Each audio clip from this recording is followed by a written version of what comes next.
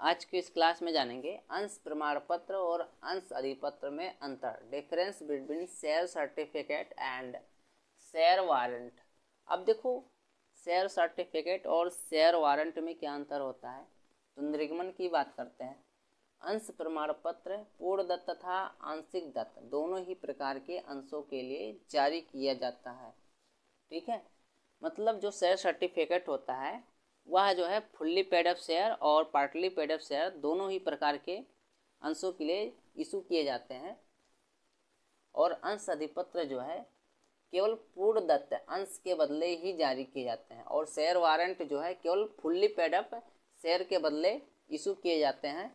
अब देखो निर्गमन की शर्तें क्या होंगी।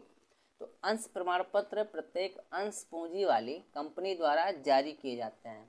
शेयर सर्टिफिकेट जो है प्रत्येक अंश पूंजी वाली जो कंपनी होती है वह इशू करती है और इनको जारी करने के लिए विशेष अनुमति की आवश्यकता नहीं होती है।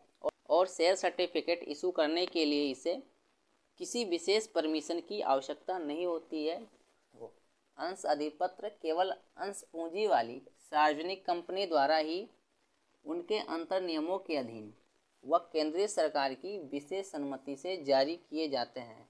शेयर वारंट जो है प्रत्येक अंश पूंजी वाली कंपनी के द्वारा उसके अंतर नियमों के अधीन व केंद्रीय सरकार की विशेष अनुमति विशेष परमिशन के द्वारा ही जारी की जाती है। सदस्यता, देखो प्रमाण पत्र के धारक का नाम सदस्यों के रजिस्टर में लिखा होना आवश्यक होता है।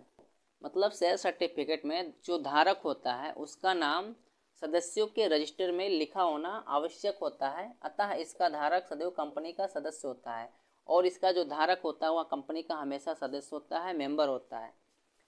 अधिपत्र निर्गमित करते समय अंशधारी का नाम सदस्यों के रजिस्टर से पृथक कर दिया जाता है। और शेयर वारंट में क्या होता है कि जब अधिपत्र इशू किया जाता है तो उस समय जो भी अंशधारी होता है उसका नाम जो है सदस्यों के रजिस्टर से अलग कर दिया जाता है, पृथक कर दिया जाता है। और वह कंपनी का सदस्य केवल तब तक ही और उस सीमा तक माना जाता है जिसकी अंतर नियम आज्ञा देती है। और वह व्यक्ति कंपनी का सदस्य तब तक ही और उस सीमा तक माना जाता है जितने टाइम तक जो है अंतर नियम आज्ञा देती है उसे, उतने टाइम तक वो कंपनी का मेंबर होता है। लाभांश का भुगतान, इसके धारकों को लाभांश के भुगतान संबंधी सूचना व्यक्तिगत रूप से दी जाती है। मतलब शेयर सर्टिफिकेट के धारकों को लाभांश का भुगतान संबंधी जो भी सूचना होती है वह पर्सनली दी जाती है, व्यक्तिगत रूप से दी जाती है। इस पर लाभांश का भुगतान संलग्न कूपनों के द्वारा ही किया जाता है। मतलब शेयर वारंट में क्या होता है, जो लाभांश का भुगतान होता है वह कूपन के माध्यम से होता है। हस्तांतरण, देखो अंश प्रमाण पत्र उसमें लिखित अंशों का एक निश्चयात्मक प्रमाण होता है। जो शेयर सर्टिफिकेट होता है उसमें लिखित अंशों का या शेयर का एक निश्चयात्मक प्रमाण होता है।